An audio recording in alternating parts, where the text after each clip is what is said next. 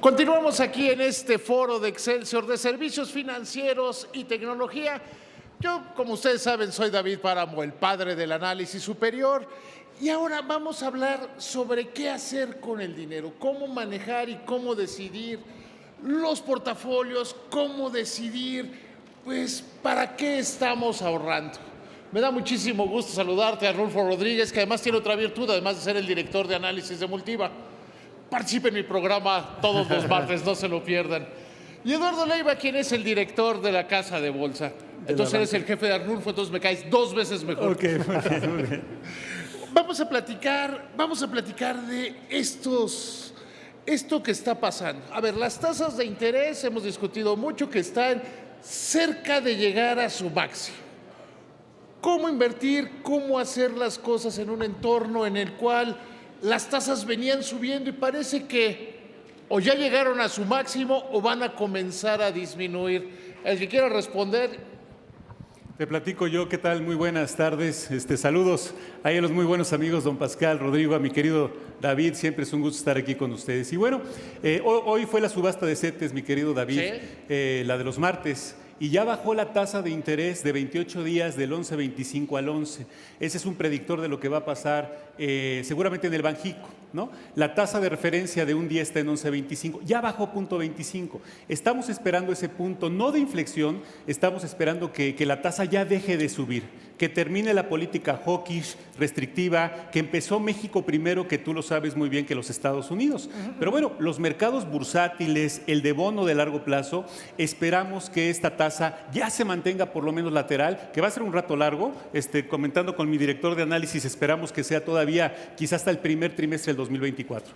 En el momento en que pivotee la tasa, ese va a ser un gran momento para mercados de inversión. Sí, yo creo que hay que esperar, porque como bien lo dijo el Banco de México en su más reciente comunicado, ellos esperan quedarse en una meseta alta, y quedarse en una meseta alta mucho tiempo, a diferencia de lo que algunos otros han dicho de que iba a comenzar a disminuir. No. ¿Qué tan larga es? ¿Cómo entrarle en una meseta tan alta? Es importante recordar que la tasa de interés es la herramienta para controlar la inflación y el mecanismo es anclar las expectativas de inflación. En ese sentido, la Junta de Gobierno del Banco de México ha sido muy clara de que van a dejar las tasas un rato largo, lo dejan abierto a la interpretación.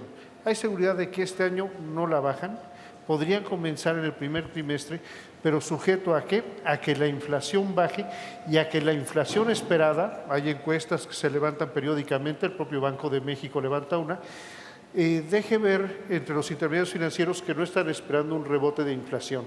Desafortunadamente, en este momento, la baja que estamos teniendo de inflación es un poco coyuntural. Hay un subsidio a las tarifas eléctricas en el norte del país que hace que baje.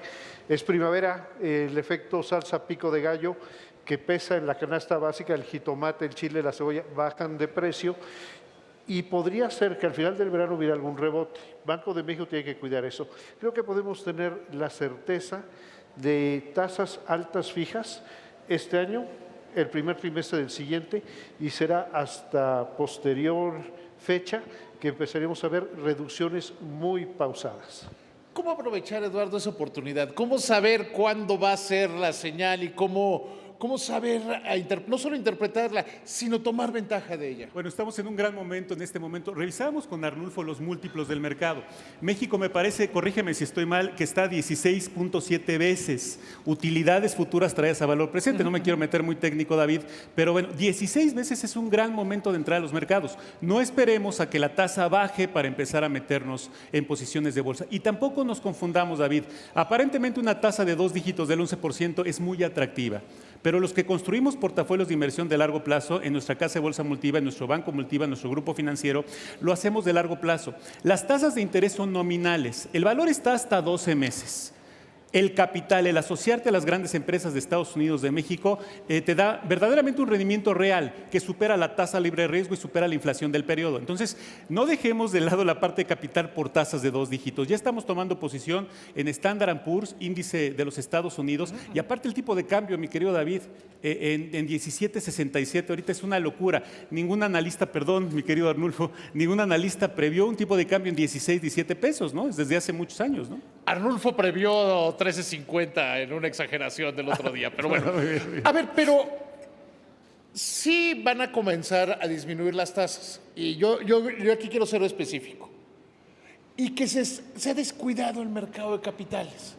¿Cómo hacer la transición cuando normalmente hay esa intención de, no, están muy altas y se ven muy bonitas? Bien lo decía, se ven de 2 dígitos, se ven muy bien. Sin embargo, en el largo plazo no va a ser tan alto, a no ser que estés decidido a invertir a un año y que tu horizonte no sea más allá de eso. Claro, las tasas son cíclicas, los ciclos se repiten en el tiempo y llegaremos un momento en que la tasa de interés se va a mantener y va a bajar. La inflación se va a controlar, Estados Unidos tiene que regresar al 2%, estamos lejos todavía de esto, por eso te comentamos, Arnulfo y yo, que vamos a estar en un tema lateral todavía mucho tiempo. Y México 3% más menos 1 punto. Ahora, ¿qué estamos viendo? Estamos viendo que vamos a mantener los mercados de capital de largo plazo porque es donde hay valor importante. Déjalo de corto plazo en el corto plazo, tu tesorería personal de una empresa, y déjalo de largo plazo perfectamente invertido en temas indizados, muy líquidos, grandes empresas y evidentemente de acuerdo a perfiles, ¿no? ¿Cómo ir seleccionando el mercado accionario? Porque es como muy de manada, es muy de cómo se hacen las cosas. ¿Cómo irlo seleccionando, Arnulfo? Siguiendo el ciclo económico. México y el mundo hemos tenido un mal ciclo económico. Pandemia, guerra en Ucrania, todo esto tumbó las expectativas de crecimiento, tumbó el crecimiento y te llevó a un valle en crecimiento económico. Caray, después de 6 años de vacas flacas, hasta es bíblico que vendrán las vacas gordas. Y empiezas a ver, incluso los indicadores de inversión en México, cómo se está preparando el sector productivo para una fase expansiva económica.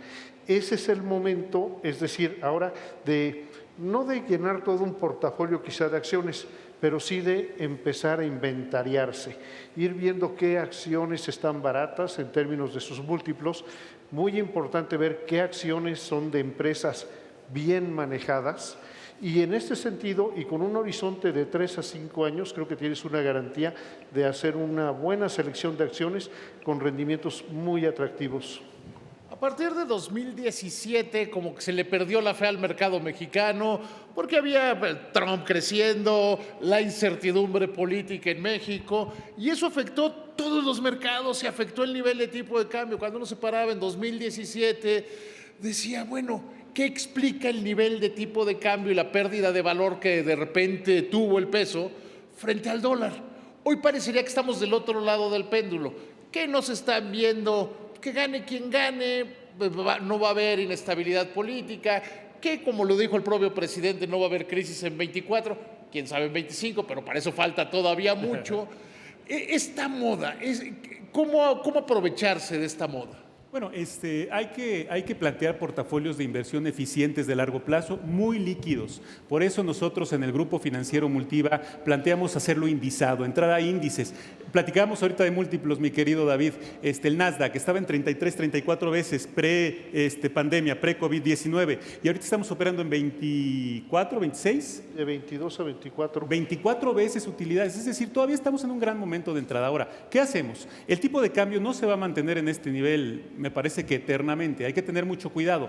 Ha habido grandes remesas, ha habido un debilitamiento del dólar a nivel global que evidentemente México es un país que está totalmente globalizado, a pesar de que platicamos mucho que se ha cuestionado la globalidad, pero México es el país de mayor apertura comercial del mundo. Si tú le quieres pegar al peso, tú entras a América Latina por el peso, porque el peso no tiene barreras de horario, ni comerciales, ni fiscales. Tú estás, vemos en las apps de inversión que el tipo de cambio está tintileando toda la semana, todos los días.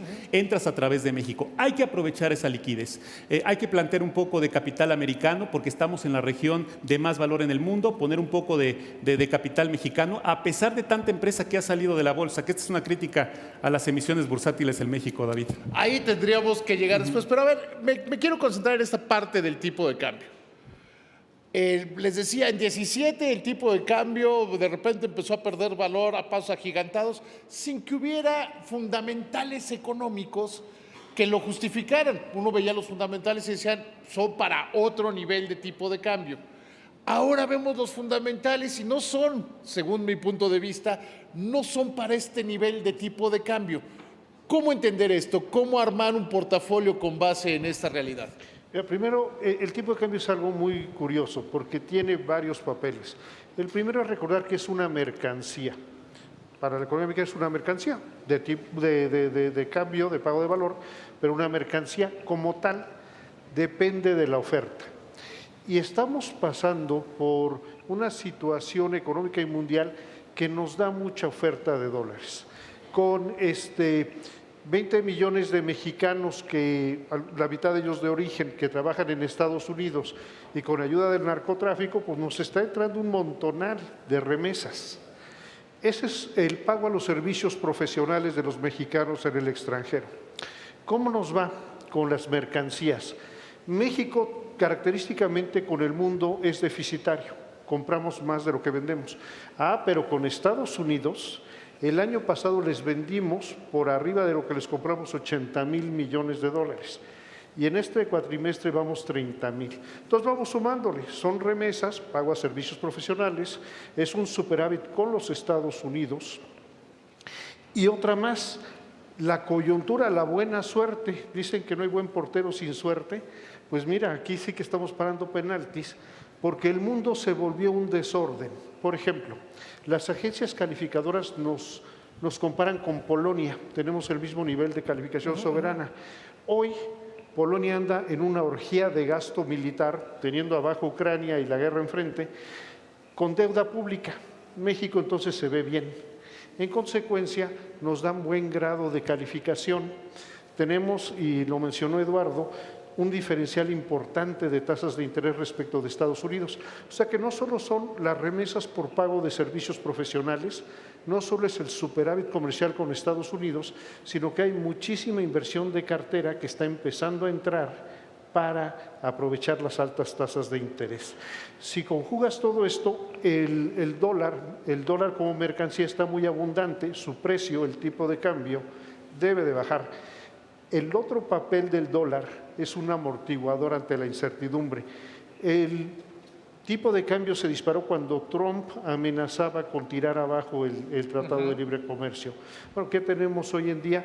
Todo lo contrario. El famoso, perdón por el anglicismo, nearshoring, es la rezonificación de las plantas cercano a Estados Unidos. Y ahí estamos teniendo un cuarto impacto positivo con tan solo en el primer trimestre, 18,000 millones de dólares de inversión extranjera directa. Entonces, yo apuesto por ese tipo de cambio abajo. Eduardo, tú dices que no va a durar mucho, o que no va a durar. ¿Qué indicadores podríamos o qué señales podríamos consultar para ir viendo el regreso del tipo de cambio? Porque los analistas como Arnulfo pues, lo siguen viendo arriba de 18, de 18.50 al final del año. ¿Cómo hacerlo? Bueno, tendrá que ser el pivoteo de la tasa.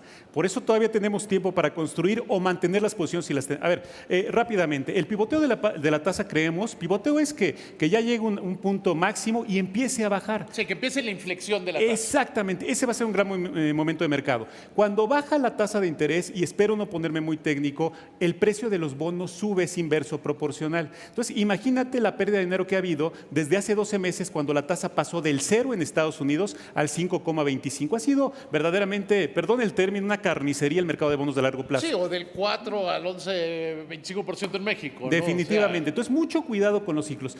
Un ejemplo rápido de portafolio que hacemos en nuestra casa de Bolsa Multiva, en nuestro grupo financiero y en Banco Multiva. Lo que hacemos es, aprovechemos las altas tasas de interés, mi querido David, y pongamos un 55 al 60% en un CDE, obviamente de Banco Multiva, donde podemos tener un premio. ¿Hay de otros? No, ninguno más. Bueno, están aquí los de Afirma, entonces también ese pasa.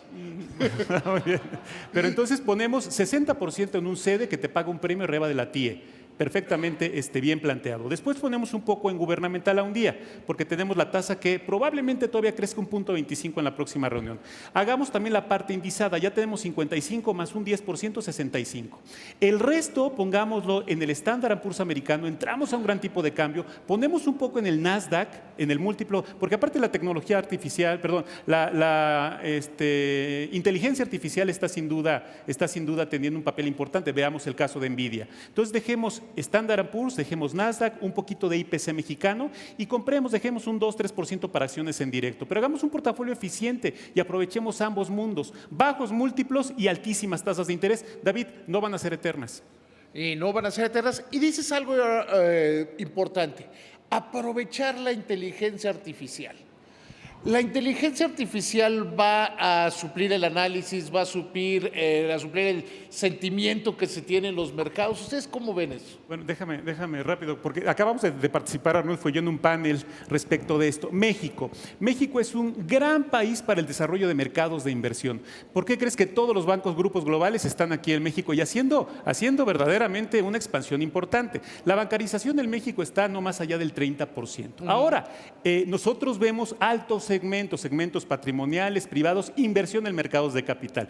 Esos todavía son mucho de one-on-one, de un asesor que esté pendiente de ellos, y la inteligencia artificial está permeando, pero en México a menor tasa de crecimiento que en otros países desarrollados. Entonces, todavía tenemos algunos años para ese one-on-one con clientes de alto perfil. Ahora, nos vamos a subir a la ola, y en Banco Multiva también hemos hecho inversiones francamente muy importantes en temas digitales para que tengas el banco aquí, para que aquí operes toda tu tesorería, y ya estamos también viendo el tema de inversión. Pero bueno, México es un país que todavía quiere en esa parte de altos perfiles un servicio muy personalizado, sobre todo con las volatilidades actuales.